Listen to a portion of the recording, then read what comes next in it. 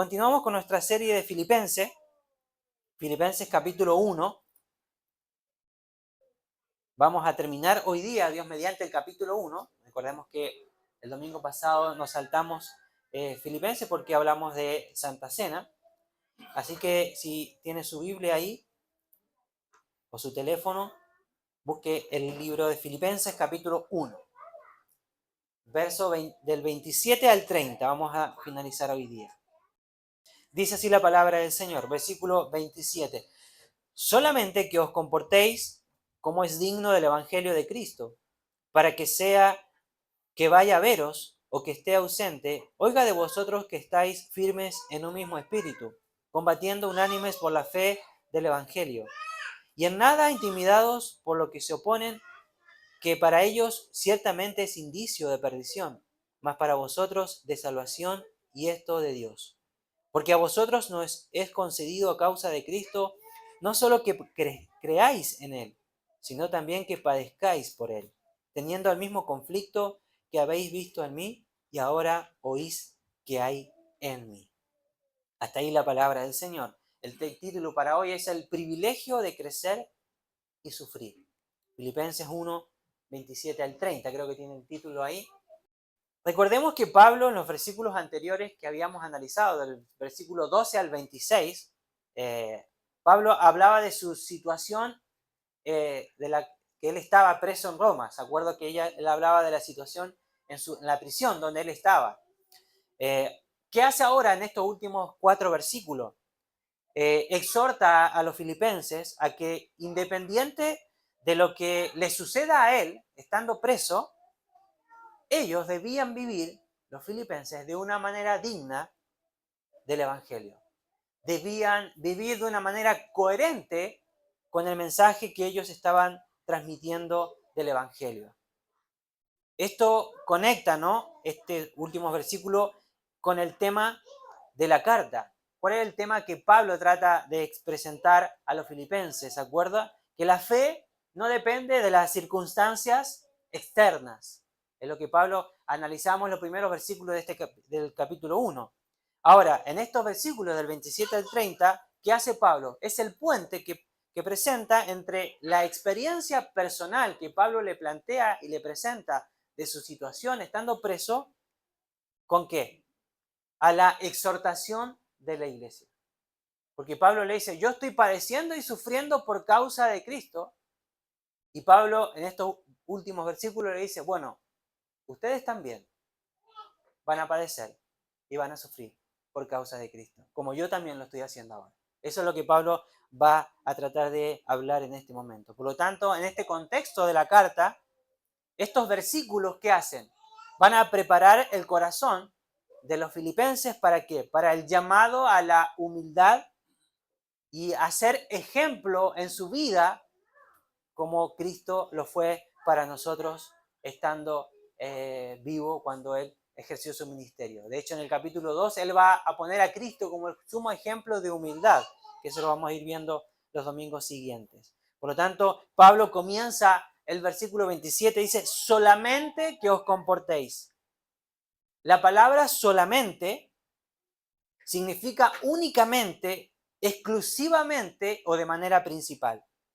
Es decir, es un adverbio que hace, que restringe la atención a lo más importante. Si parafraseamos lo que Pablo está diciendo, lo podríamos parafrasear de la siguiente manera. Sea cual sea la situación, lo esencial es que vivan de una manera digna del Evangelio.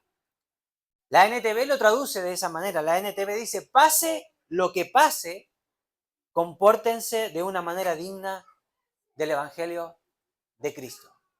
Y Pablo se lo está diciendo a la iglesia de Filipenses y él tiene total autoridad para decirle a los filipenses, hermanos, independiente de la circunstancia o de la situación que puedan estar viviendo o atravesando, deben comportarse como dignos del Evangelio. Porque lo han visto en mí y Pablo está haciendo ejemplo para ellos. Por lo tanto, no importa, de alguna otra manera Pablo le está haciendo saber a la iglesia, no importa si estoy preso o libre, o si ustedes enfrentan oposición o alguna dificultad, lo único que realmente importa es que debemos vivir de la manera que Cristo nos pide, dignos del Evangelio. En el día a día, esto implica que nosotros como creyentes debemos poner primero nuestra fidelidad al Evangelio antes que nuestros propios intereses personales. Y Pablo le dice solamente que os comportéis como es digno. La palabra comportar, no sé si cuando usted era niño, su papá le decía, compórtate bien, o pórtate bien. ¿Sí? Bueno, lo que Pablo está diciendo es prácticamente algo parecido a lo que nuestras mamás nos decían cuando éramos pequeños, ¿no? Pablo, ¿qué hace? Esta palabra comportarse significa vivir como ciudadano, conducirse según las normas de una comunidad. Esta palabra comportarse se utilizaba en la época del contexto en el que Pablo escribe, se utilizaba para los ciudadanos de Roma. ¿Por qué? Porque recordemos que Filipense era una ciudad y era una colonia que pertenecía a Roma. Por lo tanto, en ese tiempo, ser una colonia romana o ser una ciudad que pertenecía a Roma te daba un estatus y ciertos privilegios que las demás ciudades no lo tenían. Y los romanos se diferenciaban por un comportamiento diferente y distinto al resto de los otros pueblos. Ellos se consideraban la élite, eran diferentes y eran totalmente distintos a los demás, tenían un comportamiento diferente. Entonces Pablo saca esta palabra, comportéis, que se utilizaba en el contexto griego-romano y le dice, bueno, ustedes también, ahora que son hijos de Dios, deben comportarse como tal, como dignos del evangelio al cual fueron llamados.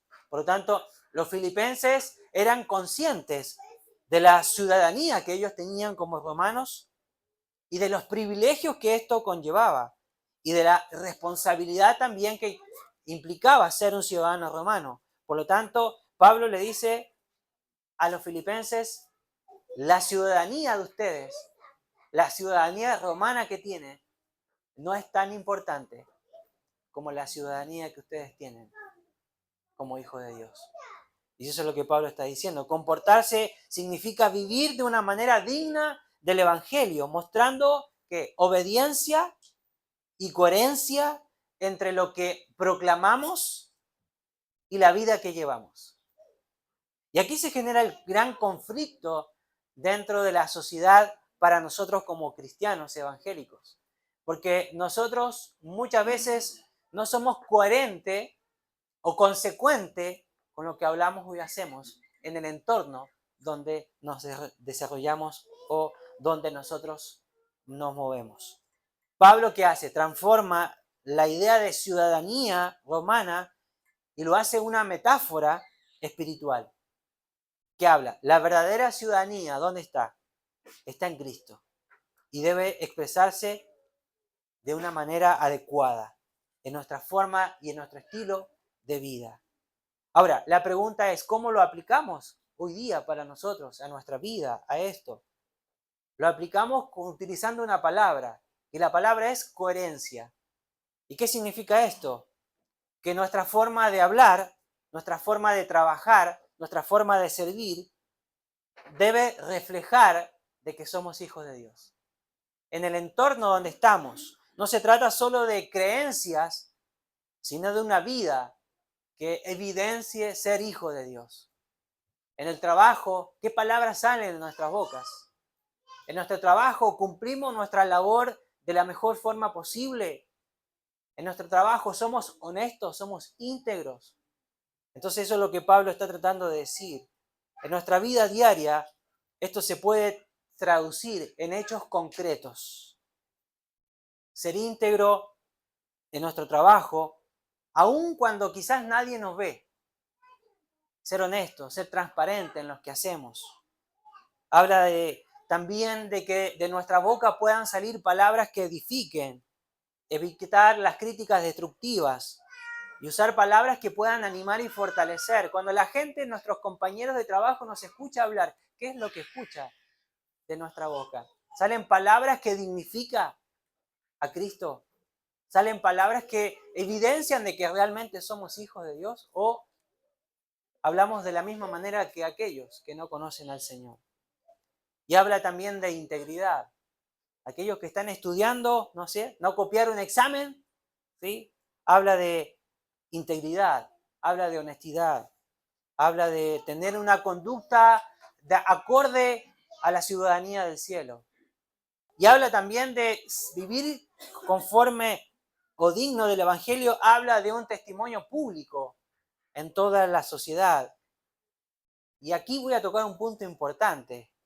Habla también de vivir en coherencia a través de las redes sociales, evitando que mensajes que contradigan el Evangelio, ¿sí? Porque a veces en las redes sociales le damos rienda suelta, ¿sí?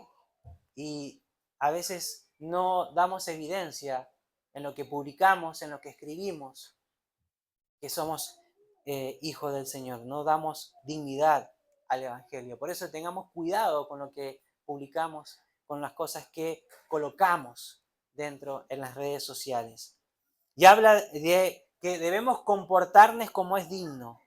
La palabra digno habla de manera correcta, habla algo que es apropiado, algo que está a la altura, alguien digno, ¿no? En el sentido figurado esto sería vivir de forma que refleje el valor y la grandeza del Evangelio. Por lo tanto, aquí Pablo está exhortando a los filipenses, ¿no? Que su conducta debe estar en armonía con la verdad que ellos profesan. Que su vida sea coherente con el mensaje de Cristo.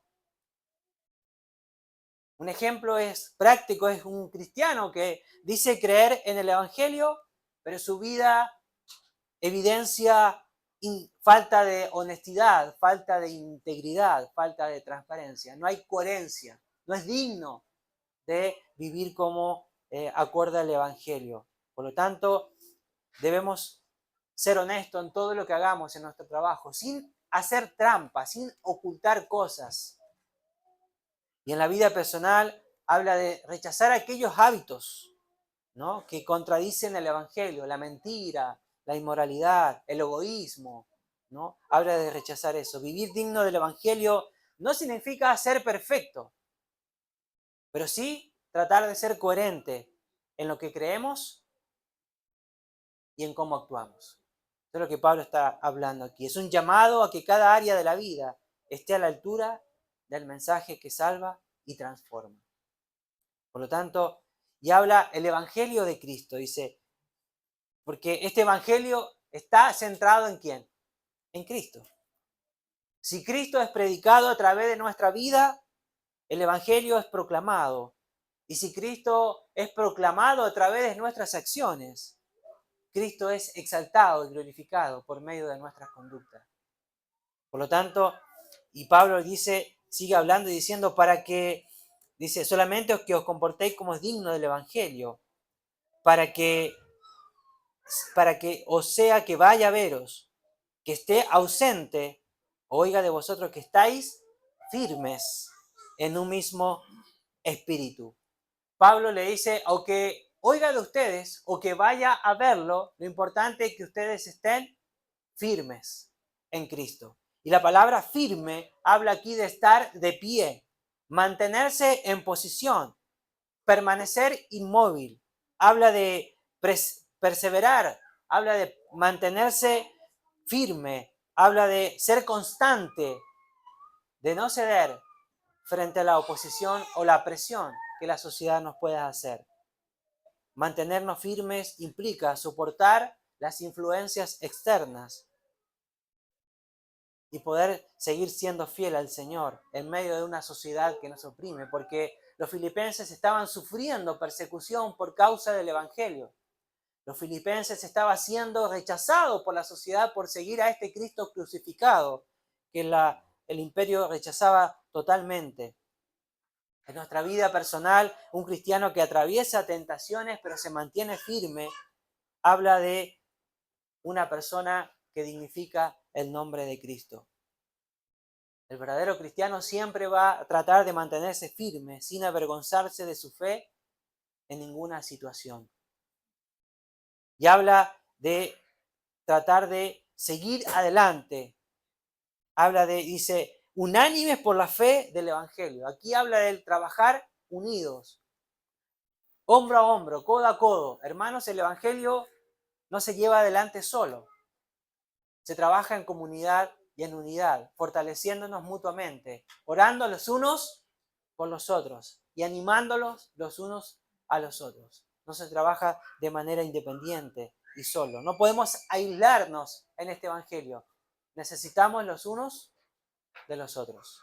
Siempre orar por las peticiones y fortalecer a aquel que se encuentra débil. El apóstol Pablo habla, ¿no es cierto?, sobrellevar los unos las cargas de los otros. Amén. Versículo 28, dice el versículo 28, y en nada intimidados por los que se oponen. O sea, lo que Pablo está diciendo aquí en el versículo 28, anima a sus lectores para que puedan vivir para Cristo con valor, aún en medio de oposición y persecución, porque dice, en nada intimidados. ¿Cuántos alguna vez se han sentido intimidados por alguien? Lo que Pablo está diciendo aquí es que la firmeza en la fe del Evangelio es señal de confianza en Cristo, incluso frente a las hostilidades de la vida. La palabra intimidados que utiliza Pablo aquí habla de atemorizados, asustados, paralizados por el miedo. ¿Cuál es el contexto que Pablo utiliza esta palabra? Esta palabra, intimidados, se usaba en el mundo griego para describir a un caballo que se asustaba y se desbocaba. No sé cuando han visto alguna vez un caballo cuando se asusta. Empieza a correr, de ahí sale el dicho, ¿no? Este corre como caballo desbocado, ¿no? Que va, ¿sí? Cuando los caballos se asustan, empiezan a correr sin sentido, asustados, intimidados. Entonces esta es la palabra que Pablo utiliza. ¿Y cuál es el uso bíblico que Pablo le da? Esta palabra solamente aparece aquí en el Nuevo Testamento, esta palabra intimidado, lo que da a un carácter muy enfático. Lo que Pablo quiere es que los filipenses enfrenten la persecución y la hostilidad ¿con qué? Con firmeza y sin perder el rumbo, sin perder la dirección, no siendo intimidados. Por lo tanto, los filipenses tenían que fortalecerse para poder estar firmes, no sentirse atemorizados por la situación que ellos estaban viviendo de persecución, de hostilidad. ¿Qué hace? Pablo exhorta para que no se dejen paralizar, porque la firmeza frente a la oposición, ¿qué hace? ¿Qué demuestra? Es evidencia de la obra de Dios en cada uno de nosotros.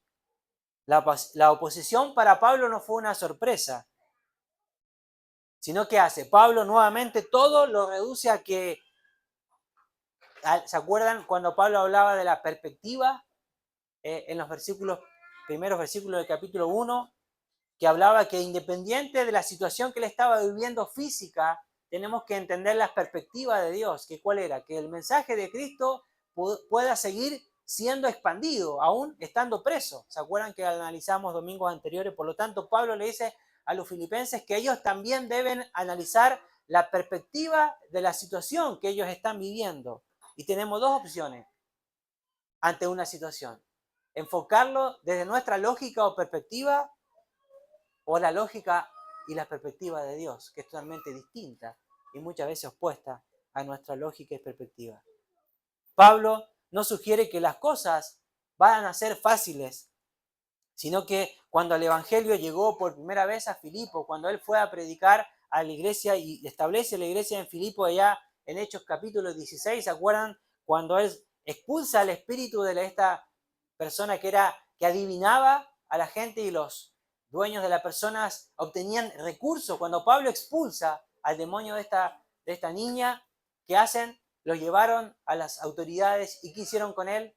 Los azotaron, los golpearon, porque supuestamente estaba alterando la paz del pueblo. Entonces habla de mantenerse firme. Pablo ya sabía, ya había vivido situaciones complejas por causa del Evangelio. Entonces, ¿qué está haciendo aquí? Animando a los filipenses para que ellos, en medio de las luchas que estaban teniendo, de la oposición, puedan mantenerse firmes y puedan vivir dignos del Evangelio al cual habían sido llamados. ¿Y cómo lo contextualizamos en nosotros? En el trabajo o en la universidad donde tú estudias, donde te desenvuelves, muchas veces la gente se pueden burlar y se burlan de nuestra fe. O quizás nos presionan para que actuemos en contra de los valores y principios que nosotros creemos. Y Pablo dice que en esos momentos es que debemos mantenernos íntegros, sin dejar que el miedo nos pueda paralizar, sin dejar que lo que la gente nos dice nos pueda atemorizar. Vivir sin intimidación no significa ausencia de temor, sino decidir no dejar que el miedo gobierne nuestras acciones, porque nuestra seguridad está puesta en Dios. ¿Cuántos cristianos han cedido por la presión de la gente? ¿Cuántos cristianos han cedido por la oposición que tienen y les produce resistencia? No ser intimidados significa no dejar que las corrientes de pensamiento actuales nos saquen del camino del Evangelio.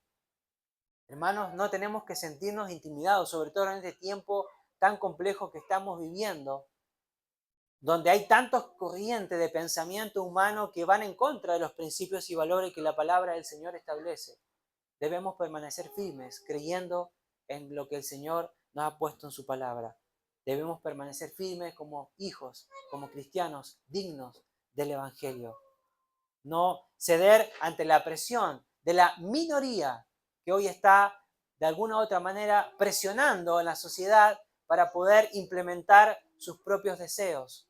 No debemos ceder, sino que debemos permanecer firmes en lo que el Señor establece en su palabra. Y dice que para ellos ciertamente es indicio de perdición, dice Pablo. Termina diciendo, ¿no? Está hablando que la oposición, aquellos que se oponen, ¿qué hacen? Revelan la condición espiritual de sus vidas. ¿Que cuál es? Rechazar el Evangelio de Cristo. Habla de la oposición, que la oposición no nos debe intimidar, sino que debemos fortalecernos en medio de las oposiciones, de las luchas. Por lo tanto, la misma cruz que divide a los hombres, ¿sí? ¿Por qué? Porque para uno la cruz es salvación, pero para otros la cruz es condenación y es perdición si decides rechazarlo. Esa misma cruz que divide es el centro del Evangelio. Lo que hablamos el domingo es el centro del mensaje de salvación. Y Pablo les recuerda que su meta principal, ¿cuál era? Era ayudarles a entender que el sufrimiento que estaban padeciendo los filipenses y el encarcelamiento que Pablo estaba llevando a cabo no era un error, sino era parte del plan mayor que Dios tenía para el avance del Evangelio. Eso es lo que Pablo está diciendo. Por lo tanto, a la luz de esto, de lo que acabamos de ver, agrega los últimos versículos 29 y 30 y dice Pablo no está buscando la empatía de parte de los filipenses, sino que ¿qué está haciendo cuando le escribe esto? Los está preparando para lo que venía después. Es decir, Pablo le hace una invitación y le dice que deben permanecer firmes aún cuando la opresión, la persecución podía llegar a ponerse más difícil. Y en el versículo 29 dice, porque a vosotros os es concedido a causa de Cristo, no solo que creáis en Él, sino también que padezcáis por Él. Spurgeon decía lo siguiente, nuestro sufrimiento nunca podrá compararse con el suyo, y cualquier sacrificio que pudiéramos ofrecer por Él sería muy pequeño si se comparara con el sacrificio infinito que Él ya ha hecho por nosotros. Sufrir por Cristo no debía considerarse como un accidente o como un castigo divino. Pablo utiliza una palabra súper importante. Dice, a vosotros os es concedido. La palabra concedido que Pablo utiliza aquí es dar como un favor, es otorgar gratuitamente, regalar por gracia. Cuando usted le pasa algo a alguien, sin que la persona se lo compre, usted dice, te concedo esto, ¿qué le está haciendo? Se lo está obsequiando, se lo está regalando. Entonces, Pablo, ¿qué está diciendo? El sufrimiento se lo está concediendo el Señor. Es parte de la vida cristiana, el sufrimiento. Os es concedido, dice Pablo. El tema es, hermano, en este contexto, Pablo afirma que tanto la fe en Cristo como el sufrimiento por Cristo son ¿qué? Son dones concedidos por Dios. Ambas experiencias, creer en Cristo, pero también sufrir por Él, están asociadas ¿con qué? Con la gracia de Dios.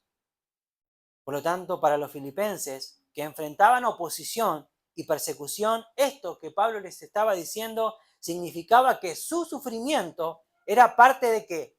Del privilegio de ser ciudadanos del Evangelio.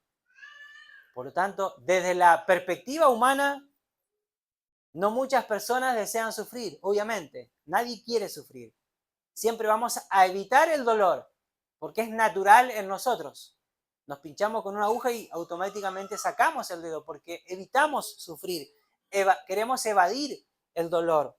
Por lo tanto, el sufrimiento se ve más como ¿qué? Como una carga que debemos soportar, más que como un regalo que nos pueden apreciar. Por lo tanto, al expresarlo de esta manera, Pablo, ¿qué hace? Presenta el sufrimiento como algo especialmente concedido por Dios. Y habla de padecer, porque dice, os he concedido también, dice el versículo 29, porque a vosotros os es concedido a causa de Cristo no solo que creáis en Él, sino que padezcáis por Él. La palabra padecer que Pablo utiliza aquí habla de experimentar, sufrir, soportar, pasar algo doloroso o adverso. En el contexto de Filipenses no se refiere a cualquier sufrimiento, sino específicamente al que viene, a este sufrimiento, a este dolor que viene como consecuencia de la fe y el testimonio de Cristo, hacia Cristo. Por ejemplo, ejemplos cotidianos que podamos encontrar de padecer por causa de Cristo. Cuando un estudiante puede ser ridiculizado por defender la fe y los valores cristianos dentro de su universidad. Está padeciendo, sufriendo por causa de Cristo. Cuando un trabajador que pierde la oportunidad de poder seguir avanzando en su trabajo o creciendo porque se niega a participar en prácticas sucias o corruptas dentro de su trabajo, está sufriendo y padeciendo por causa de Cristo. Cuando una familia que enfrenta rechazo social por vivir conforme al Evangelio de Cristo. Cuando un creyente sufre discriminación o exclusión simplemente por causa de su fe. Está padeciendo y sufriendo por causa de Cristo. La pregunta es, ¿por qué Pablo les habla del sufrimiento a los filipenses? Porque hasta el momento, todas las referencias que están relacionadas con el sufrir y el padecer se vinculaban solamente ¿con quién? Con Pablo. Porque Pablo estaba preso. Y Pablo les anima a la iglesia, ¿se acuerdan en los primeros versículos? Que no se pongan mal porque él entendía que era el plan de Dios. Pero ahora, ¿qué hace Pablo? Da vuelta el tablero. ¿Y qué hace? Comunicándoles que ellos también van a tener que sufrir y padecer por causa de Cristo. La palabra padecer significa experimentar sufrimiento u oposición por causa de Cristo. Y Pablo lo presenta como un regalo de gracia.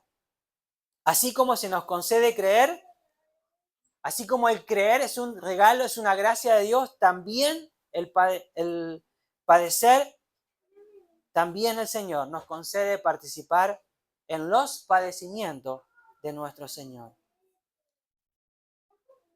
Y este es un punto importante, hermanos. ¿Por qué? Porque muchas veces descuidamos este punto y presentamos un evangelio que promete una vida color de rosa, sin obstáculos ni problemas.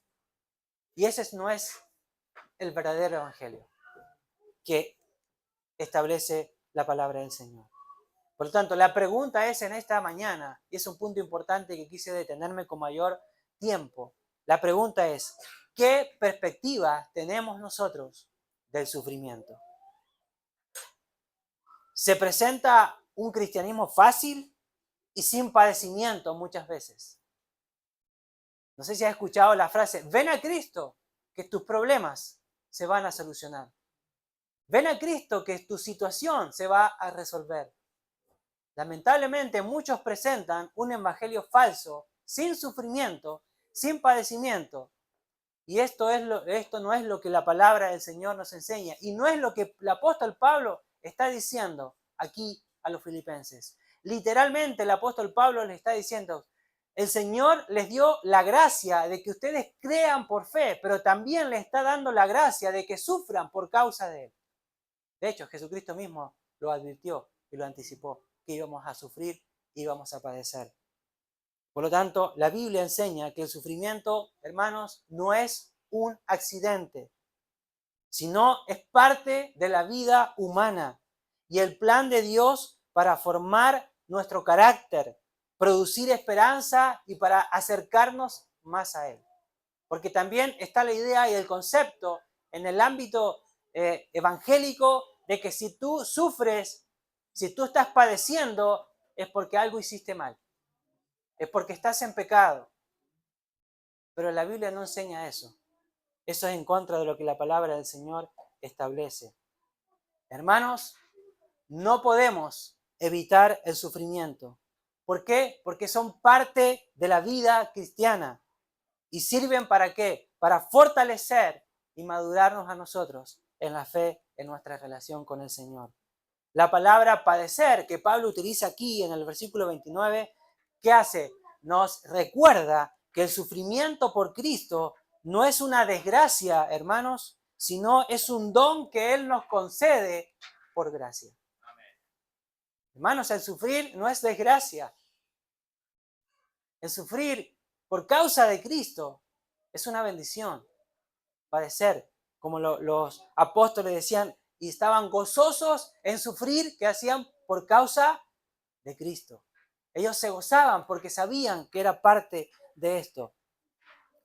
Así como la fe es regalo, también lo es el privilegio de compartir los mismos padecimientos de Cristo, porque nos identifica con Él y fortalece nuestro testimonio ante la sociedad. El apóstol Pedro decía lo siguiente, en el primera de Pedro dice, estas pruebas demostrarán que su fe es auténtica. Está siendo probada de la misma manera que el fuego prueba y purifica el oro. Aunque la fe de ustedes es mucho más preciosa que el mismo oro. Entonces su fe, al permanecer firme en tantas pruebas, les traerá mucha alabanza, gloria y honra en el día que Jesucristo sea revelado a todo el mundo. Hermanos, Dios muchas veces utiliza el sufrimiento temporal para refinar el carácter de sus propios hijos. Así como el oro se prueba en el fuego y la parte probada que hace es el oro purificado que queda, hermano, de la misma manera, la fe cuando es probada, es puesta a prueba por medio de las dificultades, de las luchas, de las pruebas de la vida, ¿qué hace? Produce un residuo, una parte probada en nuestra vida, que es lo que produce, como dice Santiago, la paciencia en nuestros corazones.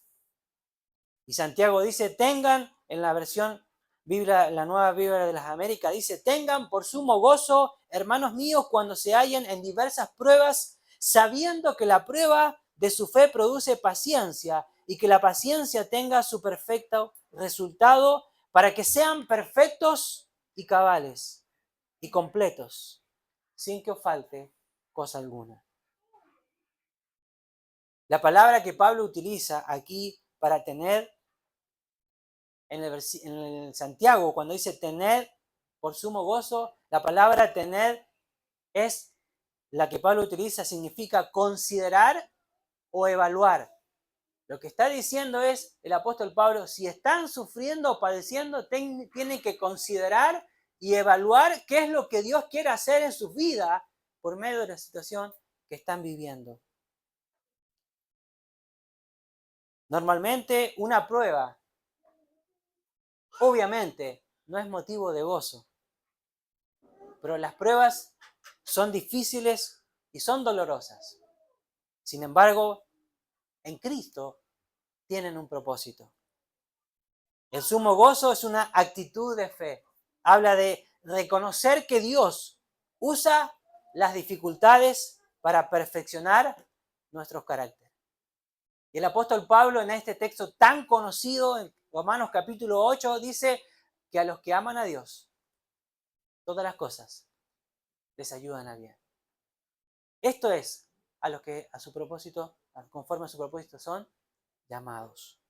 Por lo tanto, dice Pablo de Santiago, sabiendo que la prueba de su fe produce paciencia. ¿Qué quiso decir Santiago con paciencia? Porque, hermanos, la verdadera fe, ¿dónde se prueba? En las dificultades. ¿Qué hacen? Las pruebas que hacen revelan si nuestra confianza en Dios es real y genuina. Las pruebas van a evidenciar si nuestra fe es una fe verdadera, auténtica. La prueba, hermano, no destruye la fe. Todo lo contrario, la fortalece. Al enfrentar obstáculos, aprendemos en esos momentos a depender más de Dios. A orar con mayor intensidad, a tomarnos más fuerte de la mano de Dios en esos momentos de crisis, en esos momentos de angustia, en esos momentos de dificultades. Y esa prueba produce paciencia. La palabra paciencia que Santiago utiliza ahí en el capítulo 1 habla de resistencia, habla de perseverancia firme, habla de capacidad de mantenerse fiel bajo presión. Por eso Pablo dice, la prueba produce paciencia, la prueba produce cristianos maduros, cristianos responsables, cristianos que van a ser fieles en situaciones adversas y complejas de la vida, porque fuiste probado y pasaste y fuiste procesado. La prueba que hace también revela nuestra autenticidad. Una fe que nunca es probada, esa fe nunca va a demostrar una fe genuina o verdadera. Por lo tanto, las pruebas revelan nuestra autenticidad.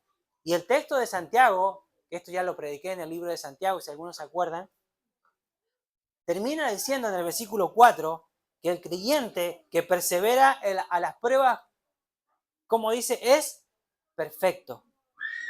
Esto no significa que nosotros seamos perfectos o que quedemos sin pecado después de la prueba, sino habla de qué. La palabra perfecto que Santiago utiliza aquí es completos, maduros, plenos. Por lo tanto, no significa ausencia de error, porque nos vamos a seguir equivocando, porque somos seres pecadores, sino habla de madurez espiritual, llegar a la meta que Dios tiene para nosotros. Y la palabra que utiliza ahí, cabales, habla de enteros, íntegros, completos en todas sus partes. Por lo tanto, describe una persona que no está fragmentada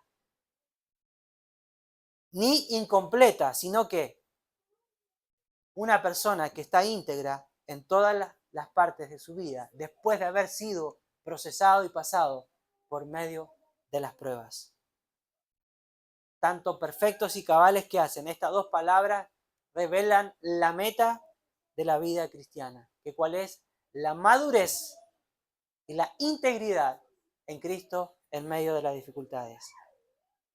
Hermanos, incluso cuando nosotros sufrimos como resultados directamente de nuestras propias decisiones, nuestro sufrimiento tampoco ahí es en vano. porque Dios también sigue obrando. ¿Y cómo lo aplico esto a mi vida hoy día? Si estoy pasando un momento de incertidumbre, un momento de sufrimiento. En primer lugar, tengo que aceptar el proceso de Dios en mi vida. Tengo que reconocer que Dios algo está haciendo y Dios está trabajando en mi vida. Cuando enfrentes dificultades, en lugar de resistir o buscar una salida rápida, reconoce que Dios está obrando en tu vida y rinde tu corazón a su voluntad. Lo segundo es, confía en el propósito que Dios está llevando a cabo. Recuerda, hermano, que cada prueba tiene un propósito formativo en las manos de Dios. Debemos quizás preguntarnos qué quiere Dios enseñarme o qué necesita fortalecerme a través de esta situación que estoy viviendo en mi vida. Y lo tercero y último, entender que esto me ayuda en mi madurez y en mi crecimiento espiritual. Permitir que la paciencia nos lleve a una fe más profunda, donde nuestra confianza, hermanos, no dependa de las circunstancias de la vida, sino de depositar nuestra seguridad en la fidelidad y en las promesas de Dios que establece en su palabra. Hermanos, es importante también tener en mente en estos momentos difíciles de la vida, la soberanía de Dios nos puede ayudar a encontrar tranquilidad en todo lo que Dios hace. El Salmo 135, versículo 6 dice, todo lo que Jehová quiere, lo hace. En los cielos y en la tierra, en los mares y en todos los abismos. Hermanos, nada sucede fuera de la voluntad de Dios. Y todo lo que existe depende de Él. Cuando Dios habla de su soberanía, lo presenta como una soberanía total, absoluta, completa. Cada aspecto de su creación está bajo su voluntad. Nos recuerda que aunque a veces no entendemos o no comprendemos lo que nos sucede en la vida o lo que estamos viviendo, nos ayuda a darnos cuenta de que Dios sigue gobernando, de que Dios sigue siendo el Rey y que sus propósitos son siempre perfectos. Filipenses 1:29 dice, se os ha concedido padecer por Él. Aquí el apóstol Pablo habla para nuestra vida, que esto significa cambiar la manera de ver las pruebas y las oposiciones. Hermanos, no veamos las pruebas y las oposiciones como un castigo, sino que tratemos de verlo, aunque parezca difícil, como un regalo de gracia que nos une profundamente al Señor. Y termina diciendo Pablo en el versículo 30, teniendo el mismo conflicto que habéis visto en mí y ahora oís que hay en mí. Teniendo el mismo conflicto, dice Pablo. La palabra conflicto habla de lucha, combate, de competencia. Entonces lo que Pablo está diciendo, ustedes ahora están teniendo la misma lucha y las mismas dificultades que yo estuve padeciendo. Por lo tanto, la palabra aquí que Pablo utiliza habla de la lucha espiritual, el esfuerzo perseverante frente a la oposición, frente a las pruebas, frente a las dificultades de la vida. Pablo, ¿qué hace? Anima aquí a los creyentes a ver sus luchas como parte de la misma contienda que él estaba enfrentando, mostrando que no están solos, sino que su esfuerzo es evidente de la obra de Dios en ellos. Por lo tanto, ¿cuáles son algunos conflictos que nosotros podamos estar atravesando como cristianos? En el trabajo o en la universidad donde tú te desenvuelvas, habla de defender nuestros valores cristianos frente a las burlas y la opresión y la presión social puede generar un conflicto en nuestras vidas. Mantener nuestra vida en integridad, en santidad, en medio de un contexto que tiende siempre a que podamos ceder a las tentaciones que el enemigo nos presenta, nos genera una lucha, un conflicto en nuestro ámbito, en nuestra vida espiritual, en medio de una sociedad que siempre ofrece las cosas tan fáciles para pecar. Entonces, mantenerse fiel y firme genera un conflicto en nuestra vida. Dice que habéis visto en mí. Los creyentes de Filipos que habían visto conocieron personalmente las dificultades de Pablo cuando él estuvo preso por causa del Evangelio.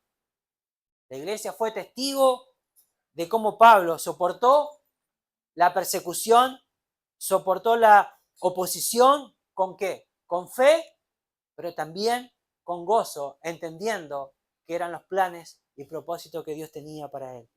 Por lo tanto, de la misma manera, Pablo anima ahí a la iglesia, mostrando que ellos no están solos, porque también el líder, su pastor, Pablo, también estaba sufriendo juntamente con ellos.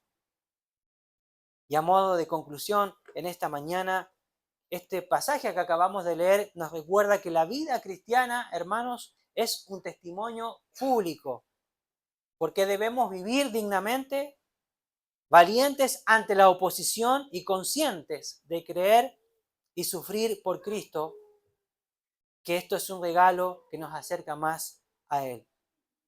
Cuando hablamos de vivir dignamente del Evangelio, habla de que la fe debe reflejarse en la conducta diaria. No basta con confesar a Cristo, hay que mostrar en la forma de hablar, de trabajar y de relacionarnos con los demás que Dios es quien gobierna nuestras vidas. En un mundo que observa, nuestra vida es la carta abierta del Evangelio. Amén. Que el Señor nos ayude en esta mañana, hermanos, a considerar y a reflexionar en esta palabra que el apóstol Pablo estaba animando a la iglesia de Filipenses. Quizás no sea una palabra para saltar, para gritar, pero sí es una palabra que nos da esperanza, nos da fortaleza y le da sentido quizás a las situaciones que podamos estar viviendo o atravesando en nuestra vida. Y entendemos que es un propósito que Dios es su propósito que Dios está llevando a cabo en cada uno de nosotros, independiente de la situación que ustedes o yo podamos estar viviendo o atravesando. Saber que Dios todavía está sentado en el trono y Él sigue gobernando y reinando en todo tiempo, en cada situación y en cada etapa de nuestras vidas. Amén. Gracias por escuchar este audio. Esperamos que haya sido de bendición para su vida. Para más videos y prédicas ingrese a nuestro canal de YouTube.